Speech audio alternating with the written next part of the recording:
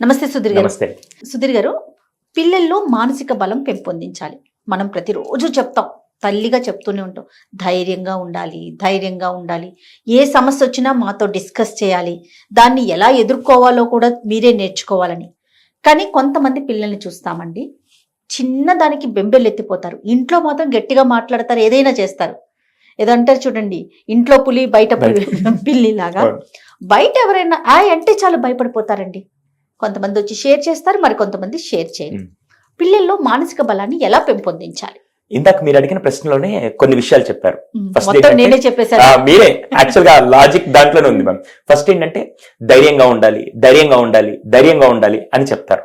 అవునా? ఏదన్నా షేర్ చేసుకో ఈ రెండు డైలాగ్ జాగ్రత్తగా చెప్తూనే ఉంటారు. మ్యామ్, నేను ఒక విషయం అడుగుతాను, భయం వేసినప్పుడు నీకు అలాంటి సందర్భం వచ్చినప్పుడు ఇలా హ్యాండిల్ చేయమని ఎంతమంది చెప్తున్నారు? అస్సలు నాకు లేనే లేదనుకోవాలండి.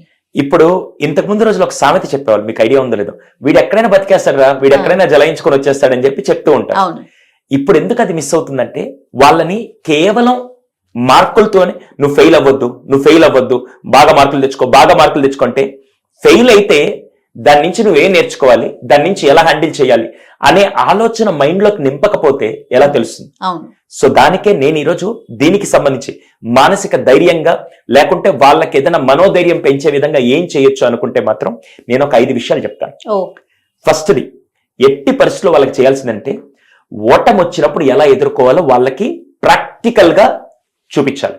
ఏదన్నా ఫర్ ఎగ్జాంపుల్ వాళ్ళు ఒక సబ్జెక్ట్ లో మార్కులు తక్కువ వచ్చాయంటే, ఇట్స్ ఓకే, ఇప్పుడు దీని నుంచి ఏం నేర్చుకుంటాం, ఎందుకు తక్కువ వచ్చింది అనుకుంటున్నావు, దీన్ని ఎలా హ్యాండిల్ చేస్తావు, నువ్వైతే దీని నుంచి ఎలా బయటకు వస్తావు అని మనం చెప్పాలి తప్ప, మార్కులు తక్కువ వచ్చాయా ప్రతిసారి ఇంతే, నువ్వు ఇంకా అనగానే వీడికి ఎక్కడ లేని బాధలో, టెన్షన్ లో ఇంకా నా వల్ల కాదేమో అని నెగిటివ్కి వెళ్ళిపోయే వాళ్ళు కొంతమంది ఉంటారు, తీసుకొని ముందుకెళ్లే వాళ్ళు ఉంటారు. ఫస్ట్ మీరు చేయాల్సింది ఏంటంటే, వాళ్ళని రియల్ టైమ్ సిచ్యువేషన్స్ లో వచ్చినప్పుడు, దీని గురించి బిల్ గేట్స్ గారు వాళ్ళ ఇంటర్వ్యూలో రాస్తూ ఒకటి చెప్పింది ఏంటంటే, నేను ఈరోజు ఈ స్థాయిలో ఉండడానికి కారణం మా అమ్మ నాన్న అన్నారు. నేను ఇంత కాన్ఫిడెంట్ గా ఉండడానికి ఏం చేసేవాళ్ళంటే, వాళ్ళు భోజనానికి కూర్చున్నప్పుడు అంట, చాలా అద్భుతమైన విషయం మేము మామూలుగా మనందరం భోజనాలకు కూర్చొని ఈ రోజు స్కూల్లో ఏం జరిగింది ఇలా చెప్తూ ఉంటారు. కానీ వాళ్ళ ఫ్యామిలీ నేర్పించిన గొప్ప విలువ ఈ రోజు బిల్ గేట్స్ ని ఆ స్థాయిలోకి తీసుకెళ్ళడానికి కారణం అది. ఏం చేశారంటే, డిన్నర్ కూర్చున్నప్పుడు ఫస్ట్ తండ్రి వచ్చి, ఈ రోజు నాకు ఆఫీస్ లో ఈ ప్రాబ్లం వచ్చింది, ఎలా చేయాలని ఆలోచిస్తూ ఉన్నప్పుడు కూర్చోగానే దీని సొల్యూషన్ ఇలా వచ్చింది, ఒకవేళ ఈ ప్రాబ్లం మీకు వస్తే మీరు ఎలా హ్యాండిల్ చేస్తారని ఆయన ఆఫీస్ లో జరిగిన సమస్యల్ని తీసుకొని వచ్చి పిల్లలతో, ఈ ప్రాబ్లం మీరు వస్తే ఎలా హ్యాండిల్ చేస్తారు అని చెప్తున్నప్పుడు, ఈయన వయసు 8, 9, 10 సంవత్సరాలు ఉండే టైంలో 30-40 ఏళ్ల వయసులో ఏ ప్రాబ్లం వస్తుందో దాన్ని ఆలోచించి అలా చూస్తూ ఉంటే, ఈయన చూసే దృష్టికోణం మారిపోయి సమస్యని ఎలా పరిష్కరించాలి, సమస్య వస్తూ ఉంటుంది, లైఫ్ లో ప్రాబ్లమ్స్ ఖచ్చితంగా వస్తాయి, దాన్ని ఎలా హ్యాండిల్ చేయాలో 9వ ఏట వాళ్ళ నాన్న నింపిన ఆలోచన విధానంతో అప్పటి నుంచి తర్వాత ఆయన చదువు పూర్తి చేసి ఉద్యోగానికి వెళ్ళినప్పుడు ఈ ప్రాబ్లమ్స్ అన్ని ఆల్రెడీ చిన్నప్పటి నుంచే వింటూ ఎలా సాల్వ్ చేయాలో అన్ని ఆలోచనలు పడ్డ తర్వాత ఆయన ప్రతి ప్రాబ్లం ఈజీగా హ్యాండిల్ చేసుకుంటూ వెళ్ళాడు. 100%. సో ఇక్కడ మనం చేయాల్సింది కూడా అంటే, ఫస్ట్ పిల్లలకి ప్రాబ్లమ్స్ వచ్చినప్పుడు దాన్ని ఎలా హ్యాండిల్ చేయాలి, ఫెయిల్యూర్ వచ్చినప్పుడు దాన్ని ఎలా హ్యాండిల్ చేయాలి ఫస్ట్ చేయాలి. ఇది ఫస్ట్ చేయాల్సిన పని. సెకండ్ మోస్ట్ ఇంపార్టెంట్, నీకు ఏదైనా బాధ కలిగితే వచ్చి చెప్పు నాన్న. వాడు ఏదన్నా కొద్దిగా వచ్చి, ఈ రోజు నాకు ఎందుకో మూడబ్బ అనుకున్నా, నువ్వు ఏదో ఒకటి చేసే ఇలా డల్ గా ఉంటావు, ప్రతిసారి ఆ మొహం చూడు ఎప్పుడు ఇలాగే పెట్టుకుంటా అనగానే ఇంకోసారి వీళ్ళకి చెప్పడం కంటే కామ్గా ఉండడం మేలురా బాబు అని ఫస్ట్ ఎక్స్ప్రెస్ చేయమని చెప్పడం వేరు. ఆ ఎక్స్ప్రెస్ చేసిన దాన్ని ఫస్ట్ ఐడెంటిఫై చేసి, ఈ రోజు ఎందుకో డల్ గా ఉన్నట్టున్నావు, కొద్దిగా ప్రెస్ తీసుకో, ఇంకేదన్నా నీకు చెప్పాలనిపిస్తే నేను ఉంటాను, నేను జడ్జ్ చేయను, నీకు ఏది చెప్పినా నేను ఓపెన్ గా తీసుకొని నా సహాయం నీకు ఎప్పుడైనా కావాలంటే నేను ఉంటాను అని చెప్పే విధంగా ఉండాలి. కానీ మనోళ్ళు ఫస్ట్ జడ్జ్ చేసిన తర్వాత మాట్లాడతారు. అందుకే పిల్లలు మన దగ్గర ఓపెన్ అప్ అవ్వరు. ఫస్ట్ వాళ్ళలో మనోధైర్యం నింపాలి అంటే ఫస్ట్ మీరు చేయాల్సింది, వాళ్ళకి రోజువారీ దాంట్లో చిన్న చిన్నగా ఫెయిల్యూర్ వచ్చినప్పుడు ఎలా హ్యాండిల్ చేయాలి, ఏది వచ్చినప్పుడు ఎలా హ్యాండిల్ చేయాలో చెప్పాలి. సెకండ్, ఇది మోస్ట్ ఇంపార్టెంట్, వాళ్ళని ఎక్స్ప్రెస్ చేసేటప్పుడు మీరు జాగ్రత్తగా వినాలి, వినకుండా జడ్జ్ చేయకూడదు. మనోళ్ళు ఏం చేస్తారంటే కొద్దిగా వినంగానే, ఇది చాలా మందికి ఉండే జబ్బు ఏంటంటే మ్యామ్, మీరు ఒక సమస్యతో వచ్చి నా దగ్గరికి రాగానే మీరు హాఫ్ సమస్య చెప్పంగానే, హాఫ్ ప్రాబ్లమ్స్ నాకు సొల్యూషన్ వచ్చేసింది ఇప్పుడు నేను చెప్పారా అని వీళ్ళు చెప్పడానికి రెడీగా ఉంటారు తప్ప వినడానికి రెడీగా ఉంటారు. ఇది మోస్ట్ ఇంపార్టెంట్ థింగ్. మూడోది అన్నిటికంటే మ్యామ్, ఇంతకుముందు మీరు ఎప్పుడైనా షాప్కి వెళ్ళి చిన్నప్పుడు ఇంట్లో ఏదైనా చక్కెరో లేకుంటే కాఫీ పొడో కావాలంటే షాప్కి వెళ్ళి కొనుక్కొని వచ్చారా? కొనుక్కొచ్చానండి. Very good. ఇప్పుడు వాళ్ళందరూ అసలు షాప్ అనేది తెలియదేమో బహుశా వాళ్ళకి. ఏమన్నా అడిగితే ఆన్లైన్ అని చెప్పి. అంతే. మ్యామ్, ఇంతకు ముందు రోజుల్లో మీకు ఏదైనా రోడ్డు మీద వెళ్ళేటప్పుడు దారి తెలియకపోతే ఎవరిని అడిగేవాళ్ళు? పక్కనున్న వాళ్ళని, రోడ్డు మీద నడుచుకుంటూ వెళ్ళే వాళ్ళని అడిగేవాళ్ళమండి. అప్పుడు ఏమయ్యేది? కమ్యూనికేషన్ పెరిగేది, ఇవన్నీ వచ్చేవి కదా.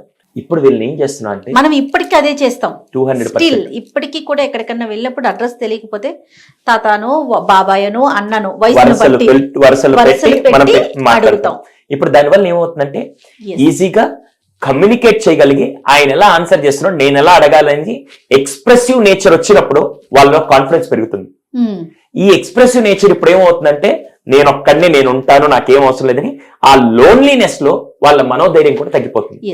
సో ఫస్ట్ వీళ్ళని ఏం చేయాలంటే చిన్న చిన్నగా ఎక్స్ప్రెసివ్ నేచర్ లోకి తీసుకెళ్లి చేసే విధంగా యాక్టివిటీస్, మీరు కూరగాయలు కొనేటప్పుడు కానీ కేవలం అన్నిసార్లు వెళ్ళి ఆన్లైన్ లోనో లేకుంటే సూపర్ మార్కెట్ లోనో ఇలాంటి విషయాలని కాకుండా మీరు అప్పుడప్పుడు రైతు బజార్కి వెళ్ళి వాళ్ళని ఎక్స్పోజ్ చేసే విధంగా చేస్తూ ఉంటే వాళ్ళు ఓహో ఇలా ఉంటుందా ఇలా ఉంటుందా.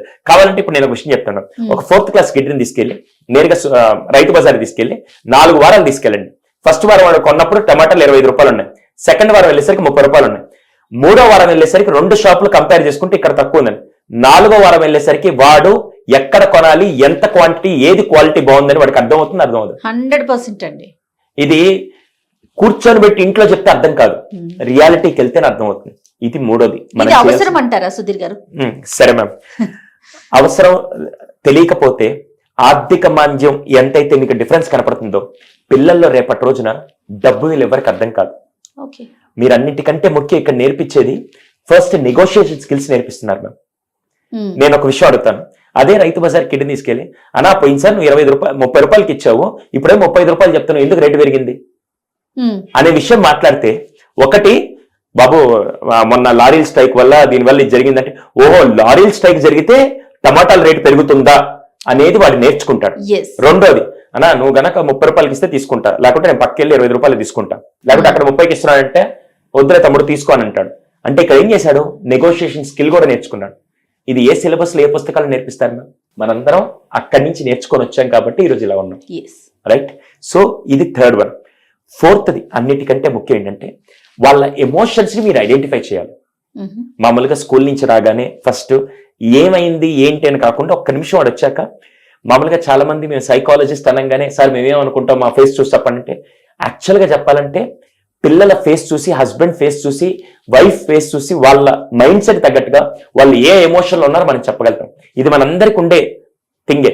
మనం చిన్నప్పుడు మనకి ఏదైనా కావాలి అంటే అమ్మనో నాన్ననో అడగాలన్నప్పుడు వాళ్ళు మంచి మూడ్ లో చూసుకొని అడుగుతామా, ఎలా పడితే అలా ఉన్నప్పుడు అడుగుతాం? ఎలా తెలుసు మనకి మంచి మూడ్ లో ఉన్నారని? వాళ్ళ ఫేస్ హ్యాపీయెస్ట్ ఫేస్ లో ఉన్నప్పుడు మనకు తెలుస్తుంది. రైట్.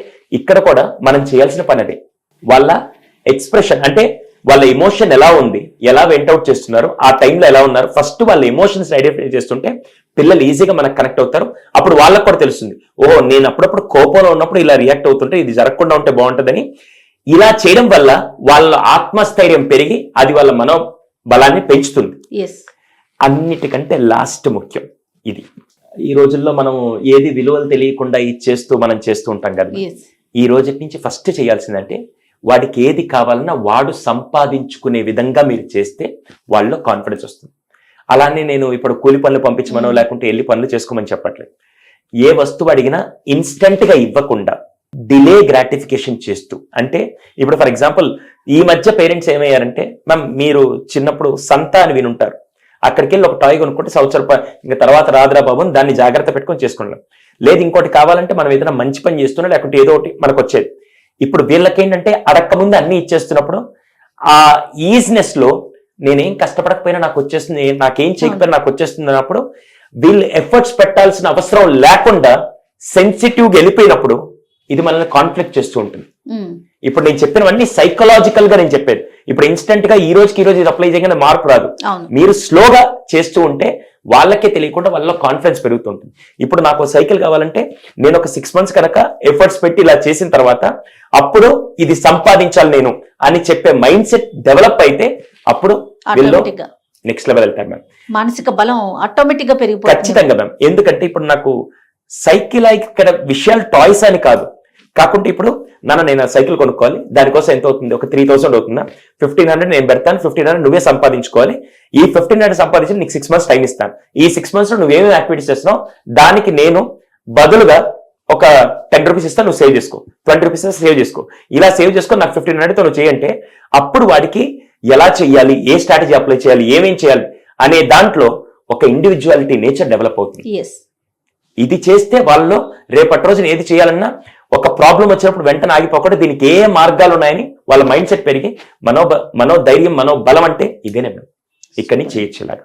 అంటే ఇవన్నీ మనం చేసే పనులే, కానీ ఇవి చేస్తున్నాము, ఇవి చెయ్యాలని ఇంకొంచెం ఫోకస్డ్ గా చేయండి. ఖచ్చితంగా రైట్ అండి. 200%. మరి ఇవన్నీ మనం అంటే తెలిసిన వాళ్ళు ఉంటారు, తెలియని వాళ్ళు ఉంటారు, ఎలా అప్లై చేయాలో కూడా తెలియదు.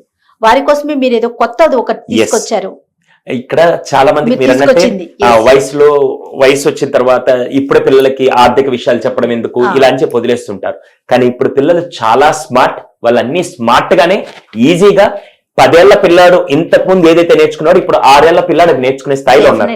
సో దానికి తగ్గట్టుగా పిల్లల వయసుకు తగ్గట్టుగా ఏ విషయాలు వాళ్ళలో మనోధైర్యాన్ని నింపుతూ సమస్య వచ్చినప్పుడు ఆగిపోకుండా, సమస్య వచ్చినప్పుడు ఓడిపోయిన ఆగిపోకుండా ఇలా ముందుకెళ్ళడానికి మేము తీసుకుని వచ్చిందే పేరెంట్ శాల. అందులో పేరెంట్స్ కి ఏ వయసుకి ఏమేమి నేర్పిస్తే రేపటి రోజున జీవితాంతం మీ అబ్బాయిని, మీ పాపని ఎలా చూడాలనుకున్నారో అలా డెవలప్ చేసేది ఈ పేరెంట్ శాల. ఒకవేళ పూర్తి వివరాలు కావాలంటే ఈ స్క్రీన్ మీద నెంబర్ కాల్ చేస్తే ఈ 8 నెలల ప్రోగ్రామ్ ఏదైతే ఉందో ప్రతి పేరెంట్ కి, పిల్లలకి స్కూల్ ఎంత ఇంపార్టెంటో ఈ రోజు పిల్లల డెవలప్మెంట్ కి ఈ ప్రోగ్రామ్ కూడా వాళ్ళకి అంతే. ఇప్పుడే అనబోయానండి, పిల్లలకి స్కూల్ ఉంటుంది, పేరెంట్స్ కి పేరెంట్స్ చాలా బాగుందండి, ఇంట్రెస్టింగ్ అనిపిస్తోంది.